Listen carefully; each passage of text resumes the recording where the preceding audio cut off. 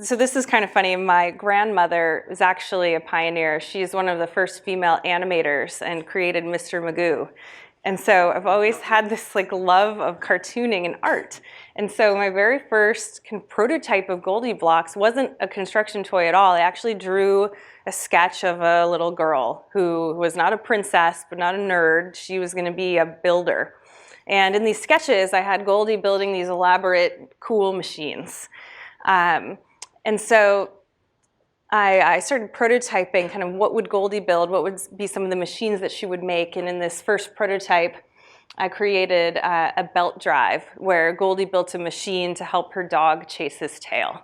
So this is all stuff, like I'm going to the hardware store, I'm like rummaging through my drawers with thread spools and clay, and it was these ramshackle prototypes, but it was enough to kind of get my idea out of, you know, a girl character in an associated building set where kids could kind of build along with Goldie.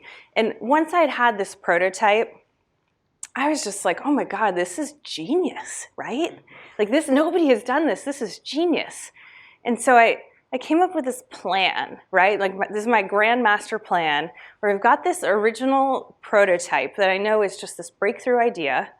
And one day I'm going to disrupt the pink aisle in every toy store with this idea. So there wasn't a very straightforward path to that as I had thought. But in my talk today, what I want to share with you all is sort of this sort of circuitous path that I took from having my kind of first prototype in hand to actually getting GoldieBlox onto the shelves of toy stores around the world.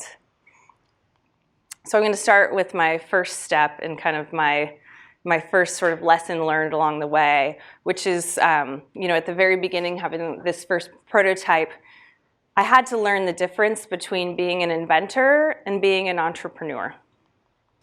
So I brought my first prototype to the New York Toy Fair to get advice from the bigwigs in the toy industry. And very early on, and in my mind, I'm like, this is the best idea ever. Everybody's going to love this. This is what I heard. It was mainly old white men in suits who run the toy industry who said, you can't fight nature. They said, girls want to play in the pink aisle. Girls don't want to build. This idea is never going to go mainstream. So at this point, I had quit my job and I was going off of my life savings. So this was not very good news to hear. I was pretty dejected, as you can imagine. And right after the toy fair, I had actually signed up to go to this social entrepreneurship conference. And to be honest, I wasn't in the mood to go at all. I kind of just wanted to go home and crawl up in a ball and hide. But, you know, I'd already signed up and I paid, so I go to the conference, and it was this conference for social entrepreneurs. There were about 100 people there. And the deal was everybody who was there had to get up and share their idea in front of the room. Well, I wasn't feeling so great about my idea at that moment because all of those old toy men had told me it was a stupid idea. But I got up anyway to share the idea.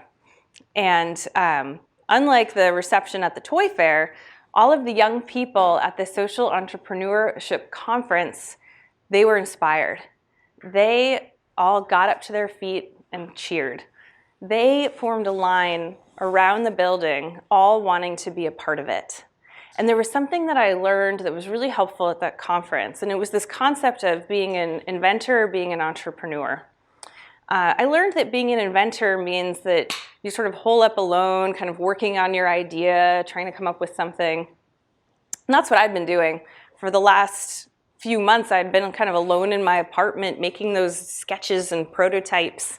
And even though it was my passion, it was what I knew I wanted to do with my life, I was lonely. I wasn't having a lot of fun. And I was too afraid to talk to people about my idea because I was afraid that some big toy company might steal it. And so I was lonely. The moment I went to this social entrepreneurship conference and I built up the courage to get up and share my idea without making somebody sign an NDA, which, by the way, I'd even made my mom sign one. I was so paranoid. The moment I actually, I'm not even kidding, I have a copy of it. The moment I actually finally kind of put myself out there, like everything changed. All of a sudden, I wasn't feeling lonely anymore. I had people coming to my apartment every day, evenings, weekends. We were working on the prototypes together. They were helping me. They were giving me advice. They were giving me ideas, just volunteering because they were passionate about it. They helped me kind of take that first sort of ugly prototype, and they helped me rapidly prototype it again and again and again. They helped me test it with kids. We tested it with over 100 kids, and each time we observed kids playing with it, we found ways to make it better and better. And so all of a sudden, I went from being this kind of lone hermit inventor to being an entrepreneur, because the entrepreneur is somebody who shares their vision and, more importantly, brings people along. And the moment that those people lined up to be a part of it and I let them is the moment that I became an entrepreneur.